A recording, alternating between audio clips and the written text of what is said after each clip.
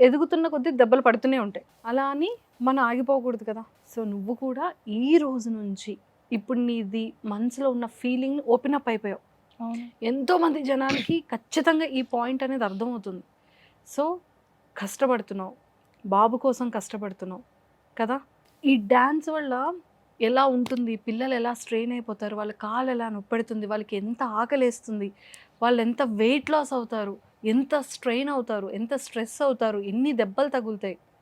ఇవన్నీ అర్థం చేసుకునే వాళ్ళకి తెలుస్తుంది. తెలుస్తది. యాక్చువల్లీ మేము చెప్పులేసుకోము ఫోక్ సాంగ్స్‌లో. కొందరు యేసుకుంటారు, కొందరు యేసుకోరు. కొన్ని సాంగ్స్‌కి యేసుకుంటారు.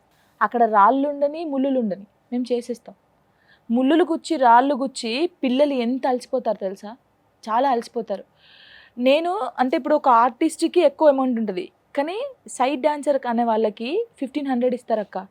మార్నింగ్ 5 గంటలకు లేవాలి, మళ్ళీ అయిపోయేదాకా చేయాలి. ఫుడ్ టైంకి ఉండదు.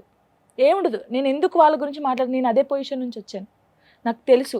కొంతమంది చాలా చీప్‌గా చూస్తారు తెలుసా? ప్రొడ్యూసర్స్ సైడ్ డాన్సర్‌లని డాన్స్ క్లాస్‌లో పడుకోండి, ఇక్కడే పడుకోండి అంటారు. నాకు ఎంత కోపం వస్తదంటే, నేను డాన్స్ క్లాస్‌లో పడుకుంటా అక్క వాళ్ళతోనెళ్ళి. వాళ్ళు ఎక్కడ కూర్చుంటే అక్కడ కూర్చొని తింటాను, వాళ్ళతోనే పడుకుంటాను. ఎందుకంటే నాకు తెలుసు వాళ్ళ బాధ.